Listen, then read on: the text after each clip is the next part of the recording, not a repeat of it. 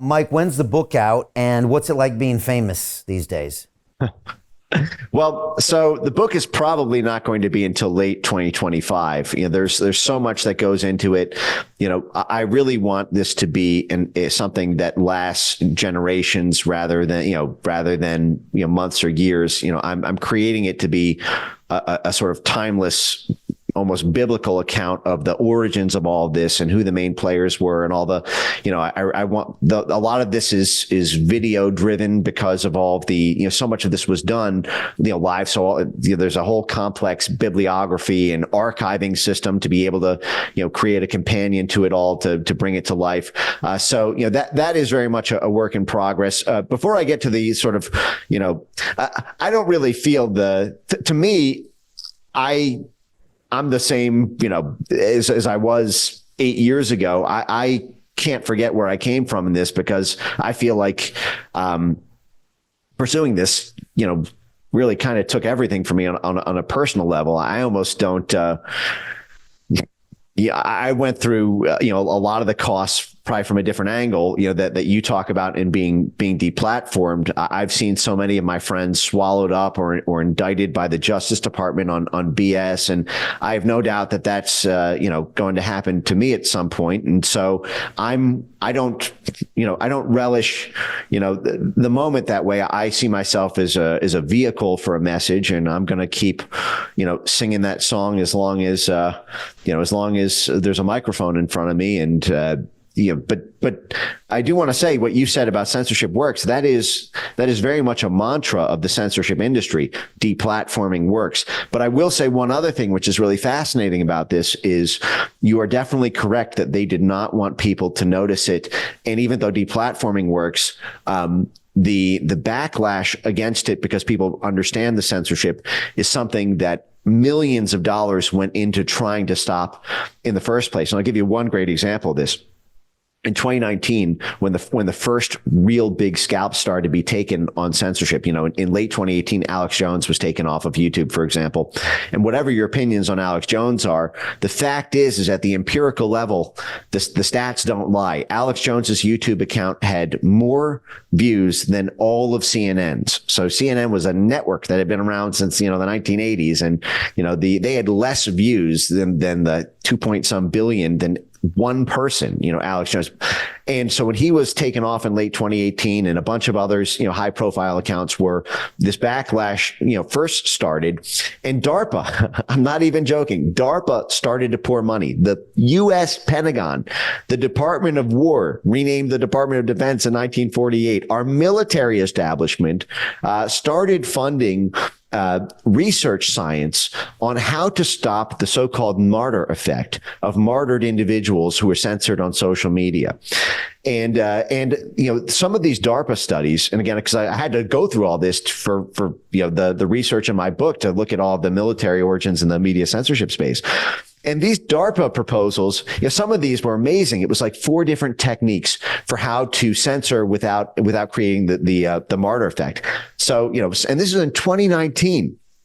And so you had the classical top down, but then you had bottom up. Well, what happens to perceptions of censorship if we don't censor the number one person, but we censor their lieutenant class? If we network map the person that we're trying to censor and we say, okay, well, it's London Real that we want to take out, but London Real really gets its amplification because there are 4 or 5 accounts. They might have 2 million followers, but there are 4 or 5 different, people who've got 500,000 followers underneath them.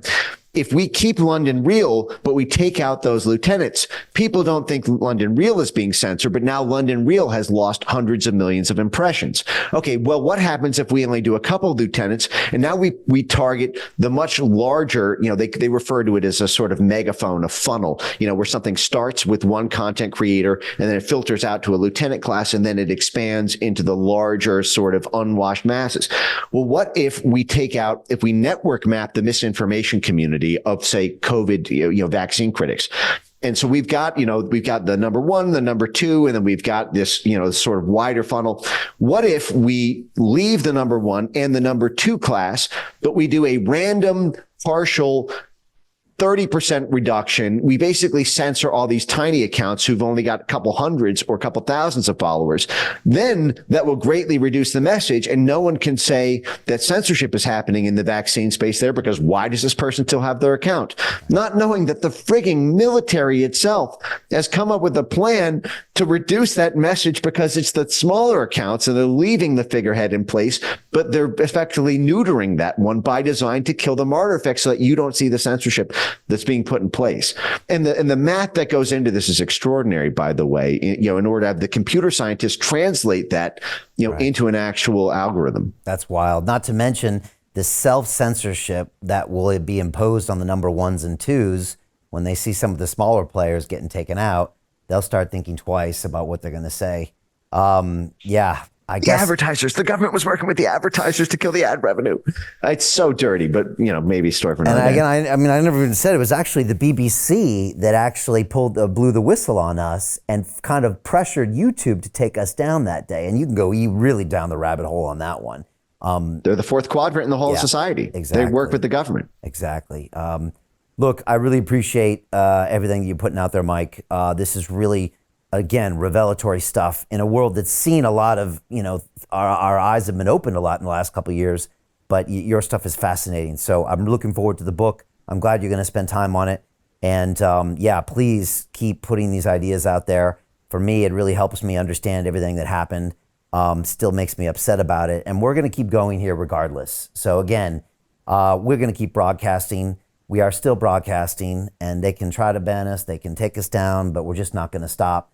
And again, you never know what's going to happen.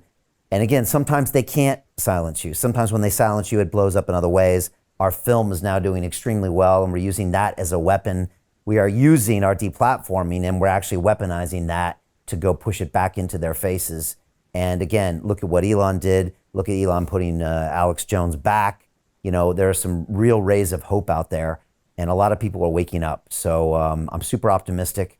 Thanks for doing what you do. It's Mike Benz Cyber on Twitter, right?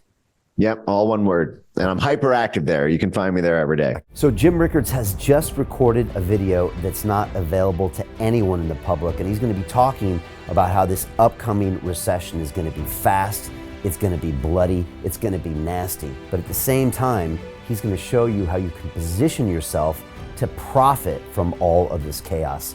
Now, we've made this video only available to our viewers. Go to londonreal.tv/Jim. Watch that immediately. I can't say enough good things about Jim Rickards. He understands the global economic system better than any guest I've ever had on London Real.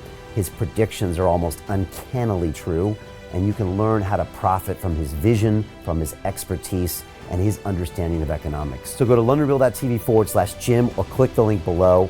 It's an excellent, excellent look on what's going to happen in the future and how you can position yourself to profit from that. Jim is one of the best in the business, one of my favorite guests on London Real, and he's very, very good at predicting the future and showing us all to profit from it. So click the link, and I hope you enjoy. Hey, do you want to profit from crypto? Then join my DeFi Academy. The Crypto DeFi Academy will help you create generational wealth. But don't take my word for it. Listen to my students. When I first got into crypto, I remember thinking to myself, I need to learn more. Brian Rose, learning crypto, learning DeFi, gotta do it.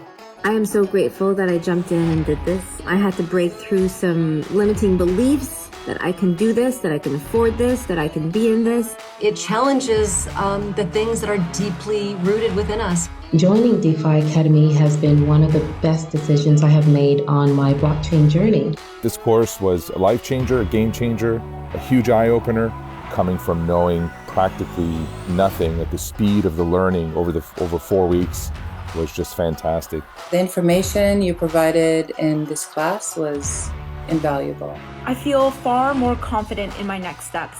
You took complex concepts and made them easier to understand. What's different than so many other ones is it just doesn't tell you what to do.